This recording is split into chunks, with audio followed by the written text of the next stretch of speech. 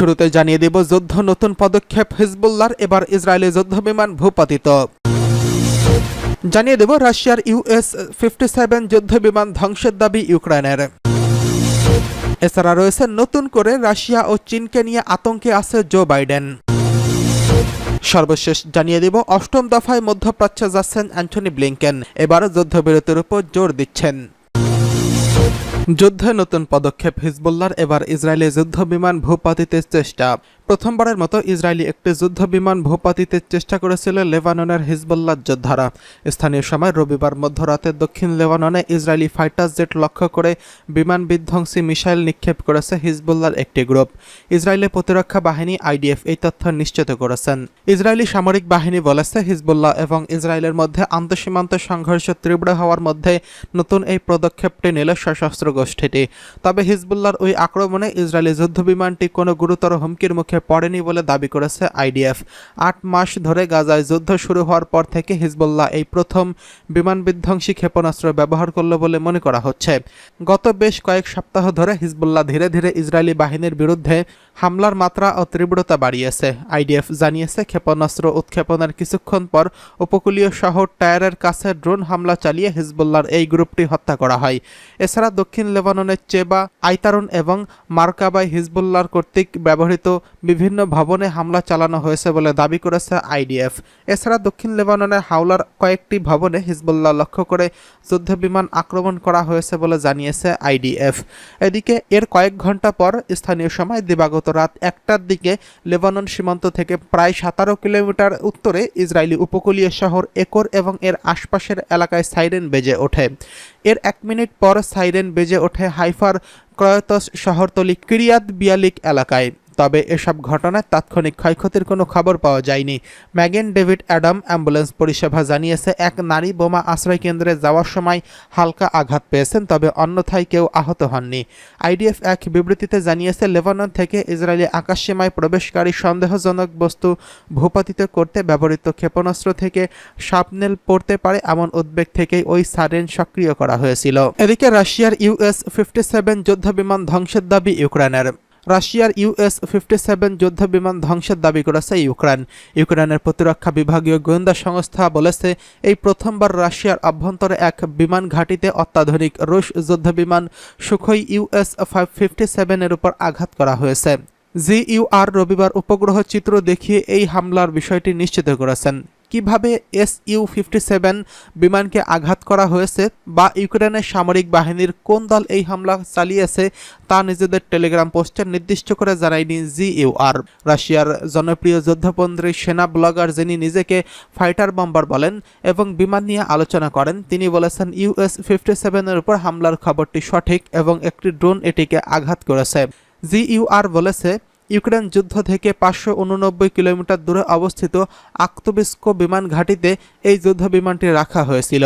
GUR বার্তার সাথে একাধিক ছবি পোস্ট করে বলেছে ওই ছবিগুলো দেখিয়ে দিচ্ছে যে 7ই জুন US-57 অক্ষত অবস্থায় দাঁড়িয়েছিল এবং 8ই জুন বিস্ফোরণের ফলে সেখানে গর্ত রয়েছে এবং এর আশপাশের অগ্নিঘটিত ক্ষয়ক্ষতির ফলে পোড়া দাগও দেখা যাচ্ছে।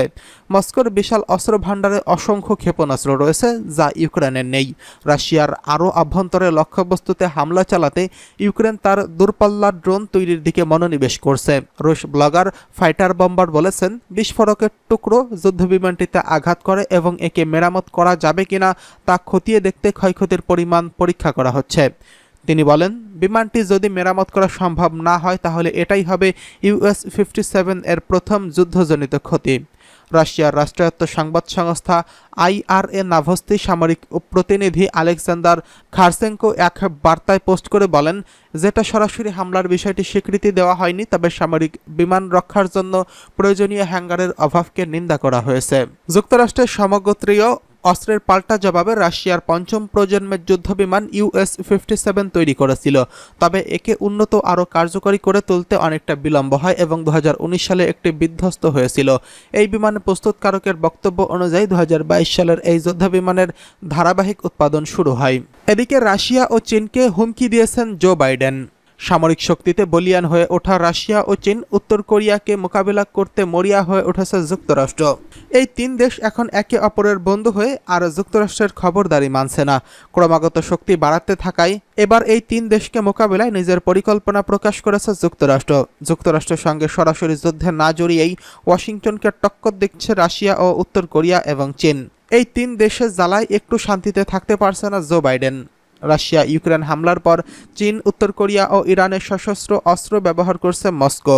তাতেই আতঙ্ক ধরে গেছে ওয়াশিংটনের কর্মকর্তাদের মনে, কেননা এই দেশগুলোর উপর যুক্তরাষ্ট্রের খবরদারি চলে না। ভয় দেখিয়েও যেহেতু কাজ হচ্ছে না, তাই এবার নতুন কৌশলের কথা জানিয়েছে যুক্তরাষ্ট্র। যুক্তরাষ্ট্রের national security council arms control কর্মকর্তা প্রণয় ভাদ্দি জানিয়েছেন, রাশিয়া, চীন ও অন্যান্য শত্রুদের ক্রমবর্ধমান হুমকি মোকাবেলায় সামনের দিনগুলোতে আরও কৌশল পরমাণু অস্ত্র মোতায়েন করতে পারে যুক্তরাষ্ট্র। আর প্রেসিডেন্ট যদি এমন সিদ্ধান্ত নেন, তাহলে তা বাস্তবায়নে আমাদের পুরোপুরি প্রস্তুত থাকতে হবে। এমন দিন সত্যি উপস্থিত হলে আমেরিকা, জনগণ ও আমাদের মিত্র অংশীদারদের সুরক্ষা দিতে আরও প্রয়োজন পরমাণু অস্ত্রের। 2010 সালে রাশিয়ার সঙ্গে করা নতুন স্টার্ট চুক্তির আওতায় 1550টিরও বেশি কৌশলগত পরমাণু ওয়ারহেড মোতায়েন করা যাবে না, যদিও গেল বছর মস্কো ওই চুক্তি থেকে নিজেদের বের করে আনে। ইউক্রেন যুদ্ধের সময় যুক্তরাষ্ট্রের সমর্থনের পর মস্কো এককভাবে ওই চুক্তি থেকে সরে দাঁড়ায়। বছরখানেক আগেই যুক্তরাষ্ট্রের জাতীয় নিরাপত্তার উপদেষ্টা জেক সুলিভান বলেছিলেন, রাশিয়া ও চীনের মোকাবেলায় যুক্তরাষ্ট্রের পরমাণু অস্ত্র মোতায়েনের পরিমাণ বাড়ানোর দরকার নেই। যুক্তরাষ্ট্র বলেছে, তারা আন্তর্জাতিক অস্ত্র নিয়ন্ত্রণ এবং পারমাণবিক অস্ত্রের বিস্তার রোধের ব্যাপারে প্রতিশ্রুতিবদ্ধ। তবে রাশিয়া ও চীন, উত্তর কোরিয়া তাদের পরমাণু অস্ত্রে যে ধরনের বৈচিত্র্য আনছে এবং দ্রুতগতিতে অস্ত্র ভান্ডার বাড়াচ্ছে, তাতে মনে হচ্ছে অস্ত্র নিয়ন্ত্রণের ব্যাপারে তাদের আগ্রহ কম বা নেই।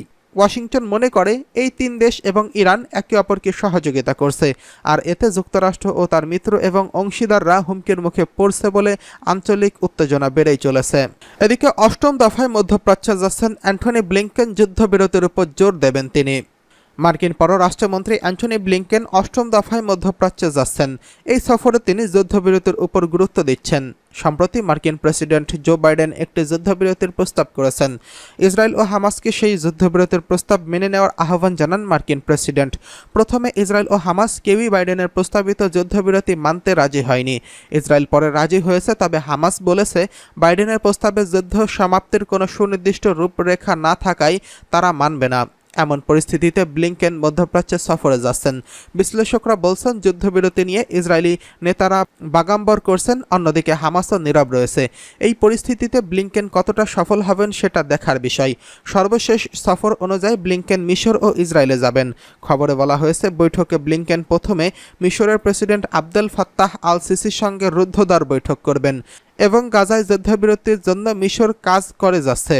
এরপর ব্লিংকেন জেরুজালেম যাবেন ও নেতানিয়াহুর সঙ্গে বৈঠক করবেন।